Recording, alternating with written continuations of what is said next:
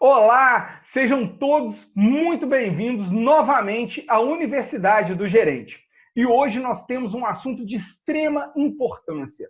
Nós vamos falar sobre os contratos de representação comercial. Quais os maiores problemas, as maiores dificuldades enfrentadas nesse contrato e o que nós, gestores, temos que conhecer da legislação e do contrato de representação comercial para poder nos relacionarmos com os nossos representantes comerciais sem gerar passivos, sem gerar um alto custo para as nossas empresas.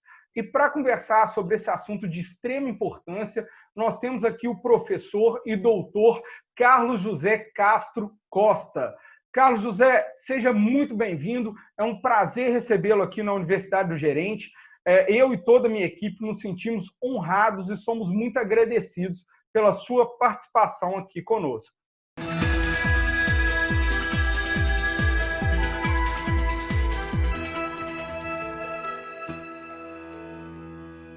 Olá, José Júnior, tudo bem? É uma satisfação enorme. A honra é toda minha de estar contribuindo aí, participando desse evento que tem por finalidade, né, levar a informação de todos os aspectos, no nosso caso aqui, os aspectos jurídicos dos contratos empresariais, né? E estamos aí para que a gente possa conversar um pouquinho sobre o contrato de representação. Fantástico. Antes da gente entrar nos pormenores do contrato de representação comercial, tem uma base contratual que vale a todos os contratos, em específico os contratos empresariais que a gente está conversando, né? O que é esse conhecimento preliminar que seria muito interessante que todos nós gestores pudessem conhecer sobre contratos empresariais? Pois bem, a gente vai falar um pouquinho aqui sobre o contrato de representação comercial, né? Conforme você bem salientou aí, né? É uma espécie de um contrato empresarial, um antigo contrato mercantil. Então, esses contratos, ou contrato de representação comercial, ele só vai se aplicar quando estivermos em uma relação entabulada, estabelecida entre empresários. E aí, ainda que de forma bem rápida, a gente precisa conhecer, né, se a gente está se dirigindo ao gestor, ao empresário, a gente precisa saber o que vem a ser o empresário para a lei. É simples. Para o artigo 966 do Código Civil, empresário é aquele que exerce profissionalmente atividade econômica organizada para produção ou circulação de bens ou de serviços. Então, se o empresário é um fabricante ou um comerciante de produtos, ou se ele presta serviços, ele é, dos termos da legislação pátria, ele é classificado como empresário. E aí, o empresário, no exercício dessa atividade econômica organizada, ele tem que a gente chama, ele tem que combinar os fatores de produção.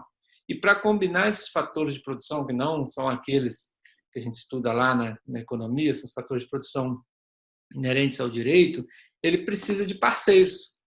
E dentre uma das formas de parceria, nós temos os chamados contratos de colaboração. E temos a lei, o Código Civil e legislações específicas elencam uma série de contratos de colaboração. Nosso foco hoje é o chamado contrato de representação comercial.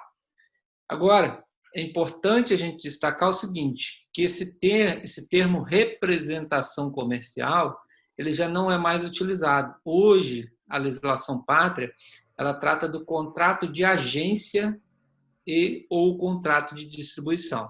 Então, o termo representação comercial, ele, na legislação anterior, hoje, regulamentado pelos artigos 710 a 721 do Código Civil, e uma legislação específica, que é a Lei 4886 de 1965, que foi atualizada em 92 e com as disposições do Código Civil de 2002, eles tratam do contrato de agência e distribuição. E qual a diferença, antes de a gente adentrar no contrato de agência e distribuição? O contrato de agência ele vai se diferenciar do contrato de distribuição, porque no contrato de distribuição, o agente, também é uma forma de contrato de distribuição, mas o agente ele tem à disposição o produto a ser negociado. Então, se você, empresário, celebra um contrato com um agente, ele vai divulgar o seu produto, ele vai aproximar a clientela, ele vai promover as vendas, vai promover a prestação de serviço do produto do empresário. Esse agente tem essa função, que é exatamente levar o produto ao empresário que deseja adquiri-lo, aproximar a clientela deste produto. Esta é a função do agente, certo? E aí, que é a antiga representação comercial. Então assim, uma observação para se fazer nesse momento. A gente tem a distribuição e o agente, né, o agente de representação, o agente comercial. O distribuidor, o que faz a distribuição, é aquele que, assim, trocando por miúdo, indo lá para a prática, para o exemplo das nossas empresas, é aquele que pega o carro, vai até a empresa, enche o porta-mala de produto e sai vendendo, fazendo venda e fazendo entrega. O agente ou o representante comercial é aquele que ele vai fazer a negociação e vai enviar o pedido para a empresa, e a empresa que vai processar o pedido, ou seja, a empresa que vai aprovar o crédito, a empresa que vai fazer o envio. Então, é essa a diferença. Um está, assim, muito, a grosso modo, trazendo para o chão de fábrica, digamos assim. O distribuidor é aquele que ele vai ter a posse do produto e vai, com o produto, fazer a entrega, já de uma vez. E o representante vai fazer o agenciamento, é isso? Isso. Em ambos os casos, tanto no contrato de agência quanto na distribuição, o parceiro do empresário é o agente. Só que ele pode ser o agente, como podemos falar, como você mencionou, agente comercial, ou aquele que já leva o agente que tem o produto em mãos, já fecha o negócio e já entrega o produto, né? Uma vez que ele detém o produto em mãos, então ele pode fazer já a distribuição. Perfeita sua colocação. Fantástico, fantástico. Outra coisa que você veio construindo, e eu tive um professor muito bom de direito empresarial, sabe? Me falaram. Eu também sou formado em direito, atuo como advogado e tive a honra de ter o professor Carlos José como meu professor de direito empresarial. Então, para mim, recebê-lo aqui hoje, além da honra de todo o profissionalismo, é uma honra pessoal para mim, porque foi com ele que eu aprendi direito empresarial, né? Mas o motivo da gratidão por você ter acolhido esse convite e estar aqui participando conosco. Meu muito obrigado mais uma vez. Quando você falou sobre essa... Quando você falou sobre a... Oi, Carlos. A satisfação é enorme e a recíproca consideração é a mesma. Ótimo, muito obrigado. Quando você falou quando você fez essa construção para a gente, né, sobre o empresário, né, aí entra numa outra questão de extrema importância. Quando a gente está falando desse contrato, pressupõe que dos dois lados eu tenho empresários, correto? Perfeitamente. Para que se caracterize como um contrato empresarial, em ambos os lados tem que estar, nos dois polos da relação jurídica contratual, tem que estar o empresário. E é importante você trazer esse tema para a gente aqui, por quê? Porque há um risco muito grande, e muitos empresários adotam essa postura de não observar as regras inerentes ao contrato de agência e distribuição e acabar caracterizando o vínculo empregatício. Então, e aí que é o perigo, porque a partir do momento, quando você celebra um contrato de agência com o seu parceiro, você tem a obrigação de pagar lá a retribuição a ele, avançada no contrato. A gente vai falar um pouquinho aqui da questão da exclusividade da zona, do território, etc. Mas esse agente, ele não está subordinado à atividade ao seu empresário, porque senão aí a gente caracteriza o vínculo empregatício, e ao invés de você empresário, gestor, ter de pagar somente a retribuição, vão surgir aqueles encargos trabalhistas. Você vai ser obrigado a assinar a CTPS dele, recolher FGTS, recolher INSS, pagar 13º, pagar férias e etc. E aí, daqui a pouquinho, a gente pode até debater um pouco acerca da distinção entre o contrato de agência de distribuição e o representante comercial empregado. A gente tem que ter muito cuidado para não cometer esse erro e trazer consequências nefastas no âmbito financeiro para o empresário, uma vez que a atividade empresarial ela busca exatamente a maximização dos lucros. É isso que uma empresa existe. E se a gente não tiver cuidado, a gente acaba gerando esse passivo, né? A gente tem um representante que, contratualmente, de certa forma, a gente tenta tratá-lo como um representante comercial, mas na prática a gente lida com ele como se fosse um empregado. E aí lá na frente a gente vai ter um grande problema. Então, a primeira questão aí, que é bem interessante, é essa de que, para ser um contrato empresarial, precisa de ter dos dois lados do polo, né, empresas. E aí é muito comum, professor Carlos, eu já vi isso várias vezes e vivo isso diariamente com muitos dos meus clientes, é que quando acha um representante comercial, ele fala que o CNPJ é caro manter, por isso ele cancelou o CNPJ, ou o CNPJ dele é MEI e o MEI não permite, né, a representação comercial. Aí o representante reclama do pagamento do CORE, né, do Conselho de Representação Comercial, e aí muitas empresas acabam abrindo mão de que o representante tenha um CNPJ e de que seja cadastrado ou que tenha, né, a sua matrícula ativa lá no CORE. Qual problema isso gera para a empresa? Qual que é o passivo que pode vir a partir daí?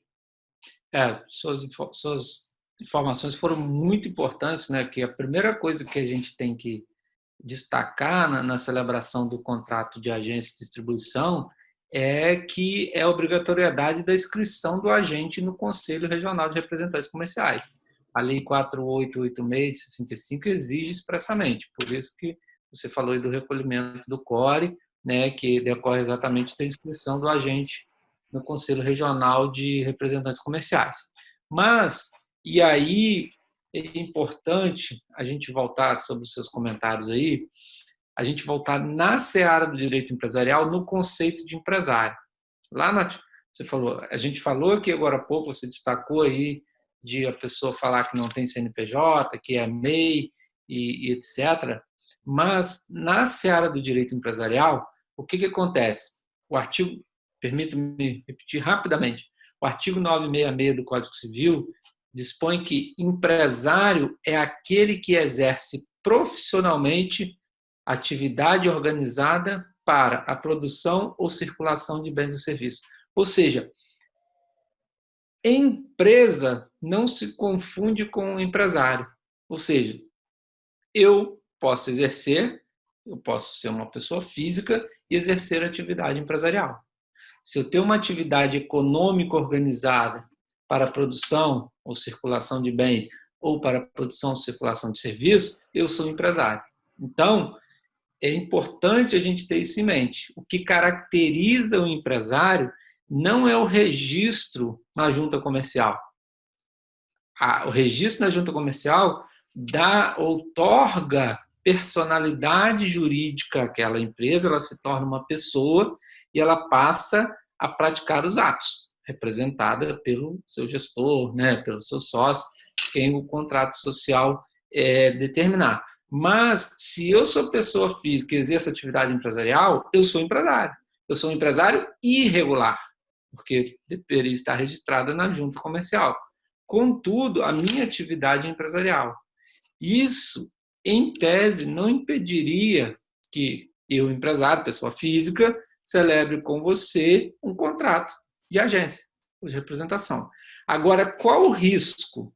O risco do empresário é maior por quê? Porque para que eu comprove uma subordinação, enquanto pessoa física, para que eu comprove uma subordinação e, consequentemente, vá à Justiça do Trabalho pleiteando o reconhecimento do vínculo, é muito mais fácil. Você entendeu? Apesar de eu ser empresário. Se eu comprovo que você exigia de mim, por exemplo, cumprimento de carga horária, aí eu não sou agente, eu não sou não estou celebrando com você um contrato empresarial, eu sou seu empregado. É um dos requisitos.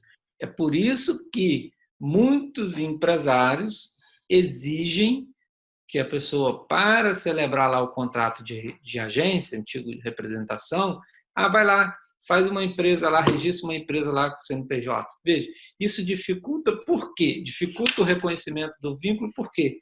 Porque o primeiro requisito caracterizador do vínculo empregatício é que o empregado seja pessoa física.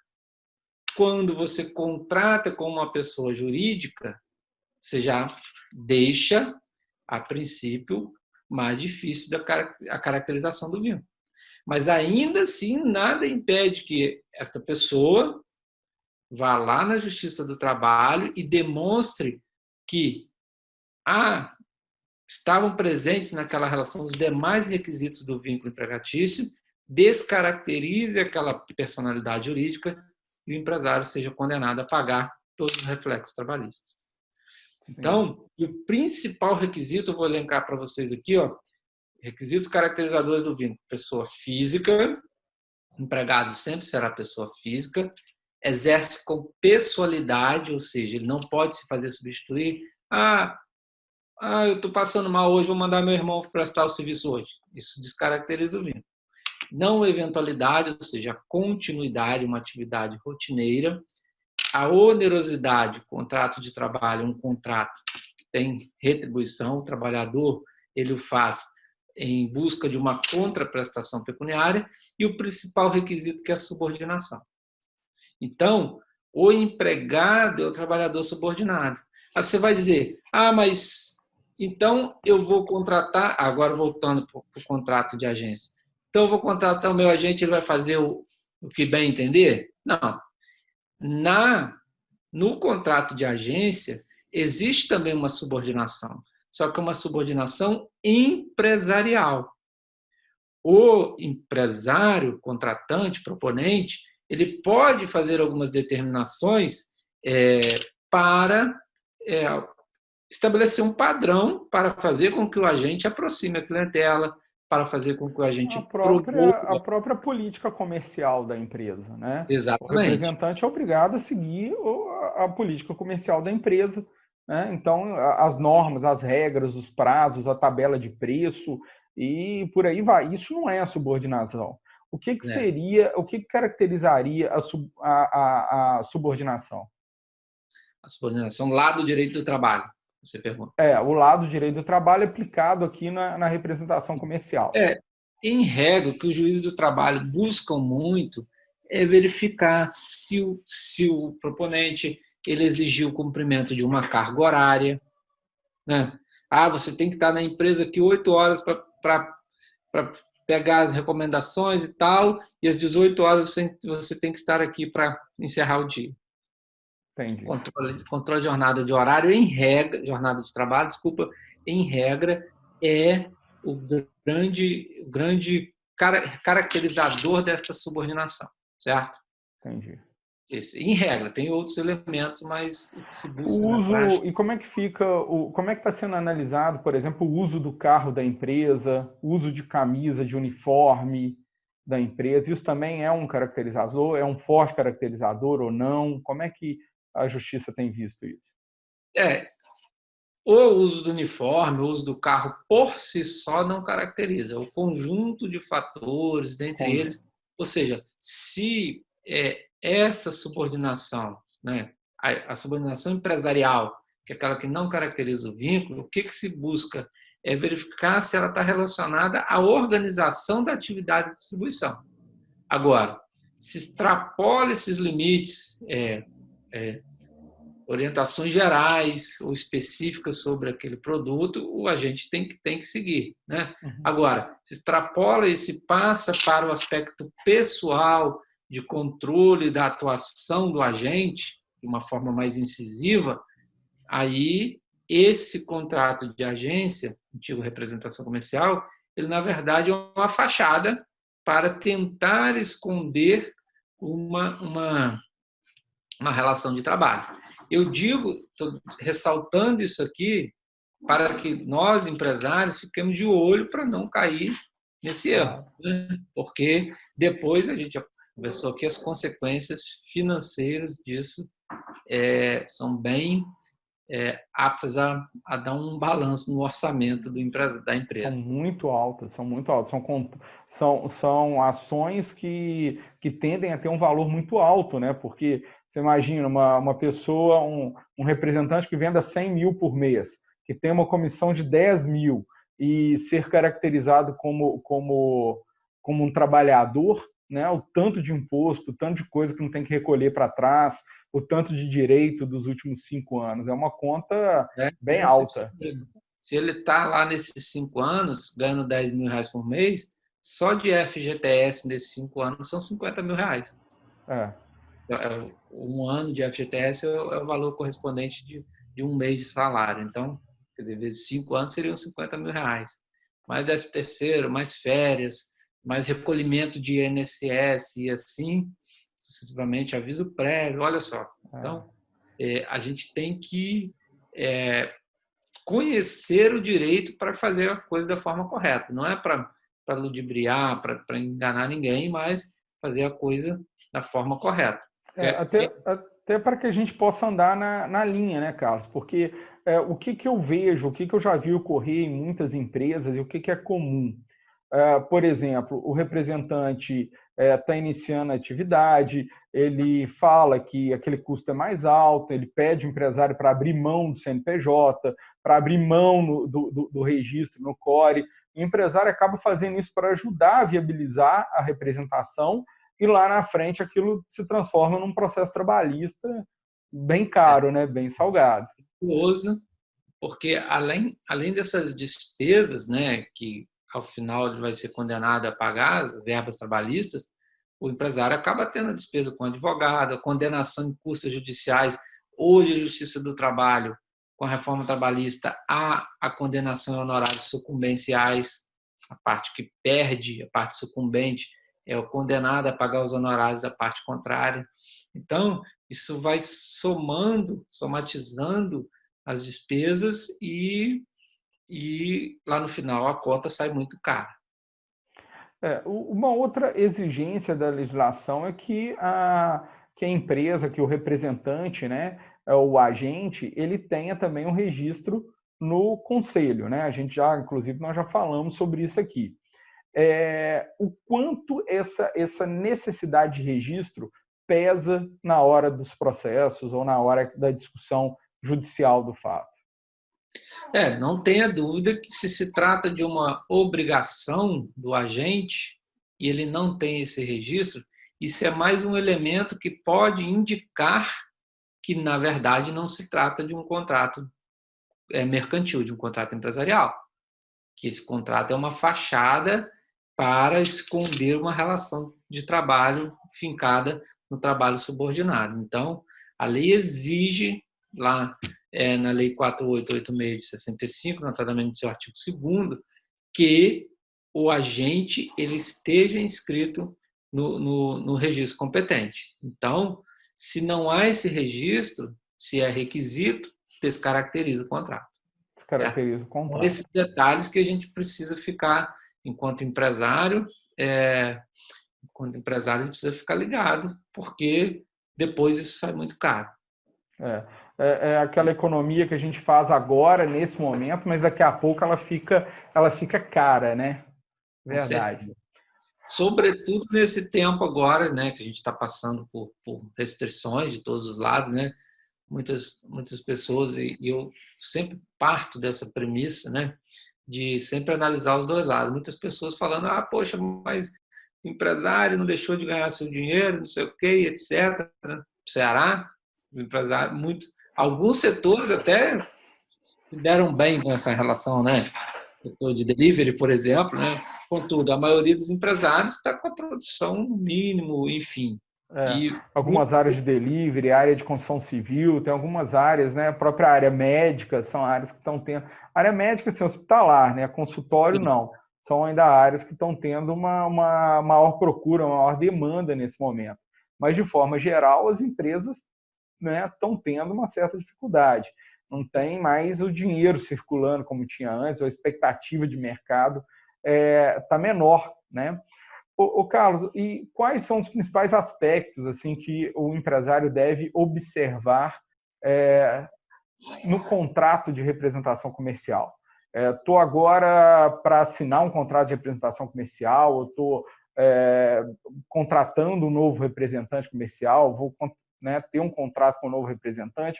Quais são aí os principais aspectos que você chama atenção nesse momento? Tem uma série de características, não é uma pena que o nosso tempo não é suficiente para a gente matar essas questões hoje, mas eu acho que vale destacar a questão da exclusividade de zona ou de território do agente distribuidor. Ou seja, a empresa, ao fixar lá, ao contratar aquele agente, essa fixação, no contrato, tem que haver uma cláusula de exclusividade da zona ou do território. Ou seja, se o empresário, portanto, vamos chamá-lo de proponente, já que ambos são empresários, o empresário ele não pode constituir mais de um agente na mesma zona de incumbência. E aquela zona ela é exclusiva daquela agente. O proponente ele tem que garantir a exclusividade da aproximação da clientela, da promoção do produto naquela zona delimitada para aquele agente. Tanto que se o empresário fizer uma venda direta, se o proponente fizer uma venda direta, ele estará obrigado a pagar a retribuição ao agente, se a venda está dentro daquela zona, dentro daquele território dele. Então, aí vão duas questões dentro dessa exclusividade, né, que eu gostaria de ter a sua análise. Uma é que a exclusividade, o que eu tenho visto são dois tipos de exclusividade. Ou a exclusividade territorial, né? Então você tem ali um espaço geográfico, olha, este representante, ele é nosso representante exclusivo nas cidades A, B, C e D. Agora, quando são praças muito grandes, como por exemplo São Paulo, ou você determina isso por bairro dentro da cidade de São Paulo, isso é muito comum também, ou por quem abriu a empresa primeiro, quem chegou ao cliente primeiro. Então, eu poderia, né, o que eu vejo em alguns contratos, é que eu tenho até mais de um contrato, mais de um representante na mesma região, sendo a exclusividade por quem chegou primeiro ao cliente ou quem abriu primeiro o cliente. É normal esse procedimento? Juridicamente está aceito? Como é que você tem visto isso? Olha, pela redação do dispositivo legal, quando se fala em zona ou território, seria um território geográfico, por cidade, né, por bairro, mas tem decisões que reconhecem essa possibilidade, desde que se estabeleça o território, mesmo que dentro de um mesmo bairro haja mais de um agente. Há decisões que entendem que, desde que se respeite a exclusividade mesmo dentro daquele bairro, ela tem sido admitida. Mas, pela redação literal do dispositivo, quando se fala em zona ou território, né, isso não estaria... a base geográfica, então, que foi a previsão, né, do legislador lá quando fez a legislação. Mas hoje já tem decisões aí favoráveis a essa lógica de quem abriu o cliente primeiro, de outros tipos de exclusividade. Porque qual é a ratio desse tipo de decisão? A fundamento desse tipo de decisão é que a atividade empresarial é uma atividade muito dinâmica, né?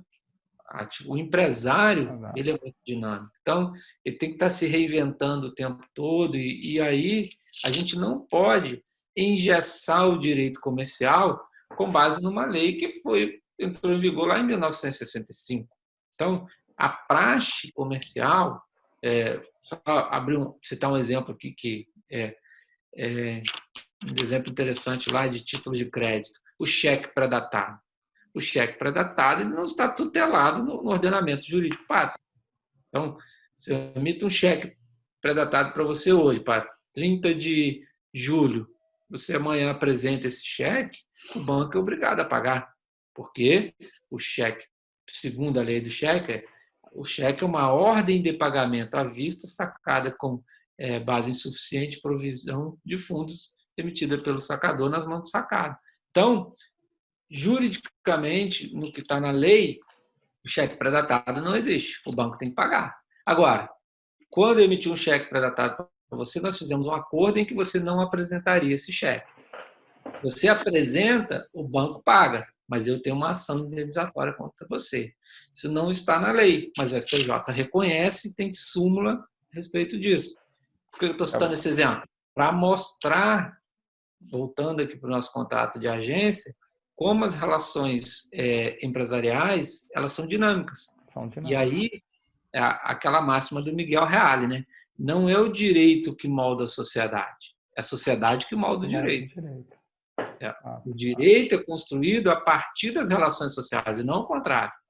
Então, tem que proibir, tem que vedar determinadas condutas, sim, mas outras condutas que vão se tornando praxe no âmbito comercial, elas vão sendo reconhecidas no primeiro momento pela jurisprudência e, posteriormente, acabam virando lei. Acabam virando lei. Interessante.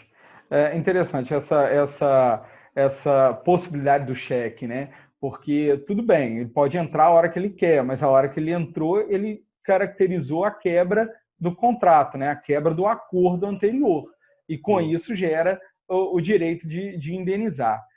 Nós falamos, então, da exclusividade enquanto obrigação da empresa, da indústria, da distribuidora com o seu representante, né? Agora, qual é a obrigação do representante para com o representado em termos de exclusividade? Isso é uma questão bem importante que a gente não pode ter dúvida em relação a isso. Conforme a gente falou anteriormente, o proponente ele deve garantir a exclusividade de zona ou de território. Mas o agente ele não está vinculado exclusivamente ao proponente. Ou seja, ele pode representar mais de um produto de mais de uma empresa. Ou seja, eu não posso contratar o meu agente e falar, olha, você só representa a minha empresa. Essa exclusividade ela é vedada pela legislação. Isto é, e aí vou citar um exemplo bem simples aqui. Imagina que eu seja produtor de arroz e você produtor de feijão. Nada impede que nós dois empresários contratemos o mesmo agente para promover o nosso produto, para aproximar a clientela. O que é vedado, evidentemente, é que se nós dois somos produtores de arroz, que este agente represente nós dois, porque aí haveria uma incompatibilidade. Agora, não há exclusividade de agente, isto é, a empresa, o empresário, ele não pode exigir exclusividade de representação, certo? Mas assim, para exemplificar, né? Você falou arroz e feijão, ok. Eu posso ter um representante que ele representa a empresa de arroz e representa a empresa de feijão. O que ele não pode é representar duas empresas de arroz ou duas empresas de feijão, correto? Perfeitamente. Isso aí estaria violando o objetivo da divulgação do produto, da aproximação do cliente, porque ele poderia se dedicar mais a um produto e prejudicar o outro empresário. Agora, sim, do ponto de vista da estratégia comercial, né? Do ponto de vista da estratégia comercial, é muito comum eu contratar ou eu adquirir, né, novos representantes que representem produtos similares. Em alguns casos, até que representem o mesmo produto, porém com um posicionamento de mercado diferente. Vamos lá. Quando eu contrato um representante comercial para expandir a minha região, para expandir a clientela da minha indústria, da minha distribuidora, né? O que eu estou procurando, o meu maior interesse é que eu tenha, então, um representante que conheça os clientes ou que já detenha uma certa carteira de clientes para que eu possa entrar no mercado de uma forma mais fácil. Tanto é que quando a gente faz seleção de representante comercial, a primeira coisa que a gente olha é se ele já é daquele setor, se ele já distribui algum produto similar, porque isso facilita muito para a gente entrar no mercado, né? Aí a gente vai analisar, inclusive, a aderência dos clientes que ele já possui ao nosso produto. Ou seja, o posicionamento de mercado, o tipo de cliente final, né, a renda e por aí vai. Então, é muito comum, e aí eu queria que você, na gestão, eu queria a sua visão agora como advogado, a gente ter, por exemplo, eu vendo um arroz, a minha fábrica de arroz é um arroz tipo A. E aí eu pego um representante que representa algum arroz tipo B ou tipo C, que este representante está procurando também compor uma maior, né, carteira de produtos. Isso é visto pelos juízes ou pelas decisões que estão sendo né, dadas hoje em dia como concorrência, como produtos concorrentes, ou o judiciário visa essa diferença de posicionamento de mercado entre os produtos? Assim, a gente vê decisões judiciais na primeira instância das mais diversas formas possíveis. Por quê? Isso tudo a gente precisa ter em mente que a relação jurídica processual ela envolve uma série de fatores daquela demanda. Então, é uma relação jurídica, autor, réu e juiz. E aí ele vê os nuances de cada caso. Então, pode ser que para determinado ramo, o produto A, B e C sejam concorrentes. Tipo A, tipo B, tipo C sejam concorrentes. Já para outro ramo, assim não seja. Então, na primeira instância, dependendo da realidade, do contexto daquela região, e na seara empresarial, os costumes locais influenciam muito, né? É o que a gente chama de costume como fonte do direito, é o direito consuetudinário, né? Os costumes daquele local, eles influenciam muito, notadamente, no direito empresarial.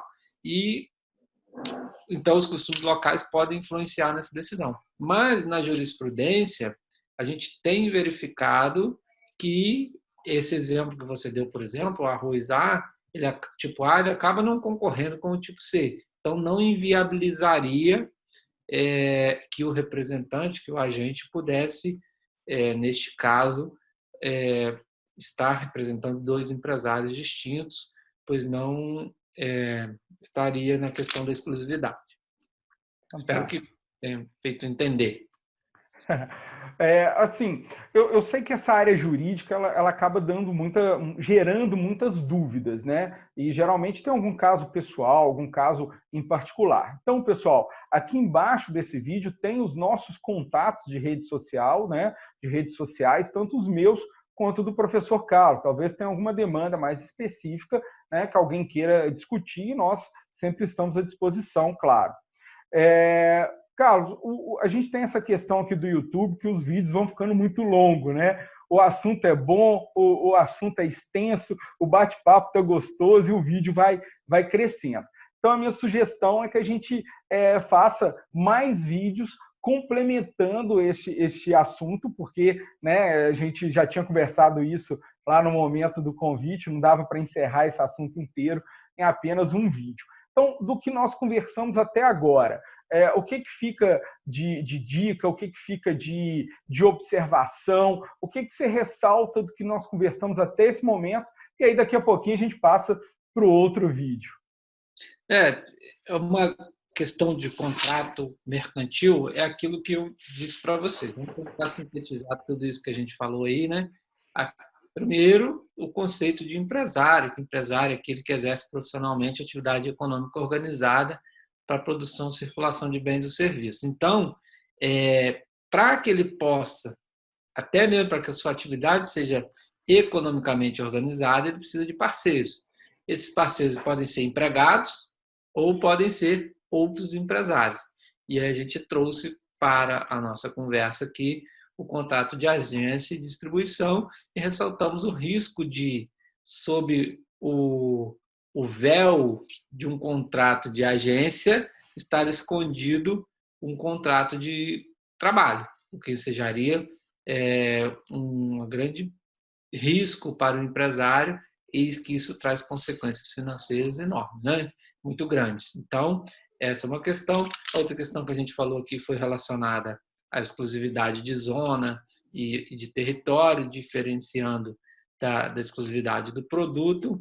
Enfim, tem uma outra questão, não sei se a gente já traz agora, que é a extinção do contrato, deixa para o próximo vídeo, e aí fica a seu alvedrio aí que você achar melhor. E a extinção do contrato, ela tem um aspecto muito importante, que é a discussão da indenização. Quando ela é devida, como é que se faz o cálculo da indenização, mas vamos fazer igual o pessoal da televisão, né? Esse é papo para o próximo capítulo. Combinado? Então, pessoal, a todos vocês, muito obrigado por estar aqui nos assistindo. Tenho certeza que esse vídeo, essa discussão tenha, né, sido de grande importância, tenha contribuído para o seu conhecimento. Mais uma vez, professor Carlos, meu muito obrigado, me sinto honrado pela sua participação e por estar compartilhando o seu conhecimento conosco.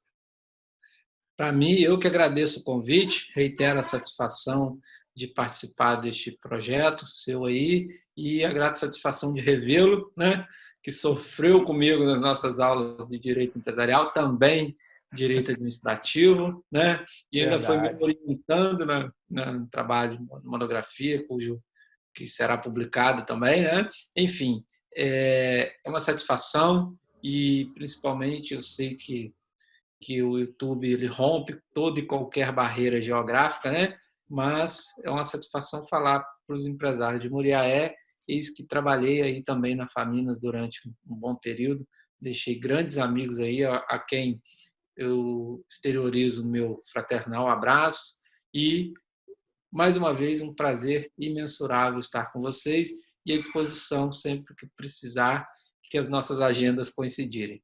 Muito grato, José Júnior, pela oportunidade, satisfação enorme. Fantástico, muito obrigado, Carlos, muito obrigado a todos vocês, e quem tem interesse ou necessidade de aprofundar mais no assunto, fica ligado que daqui a pouquinho tem o próximo vídeo, a parte 2, quem sabe até a parte 3 desse vídeo. Muito obrigado a todos, sejam bem-vindos à Universidade do Gerente.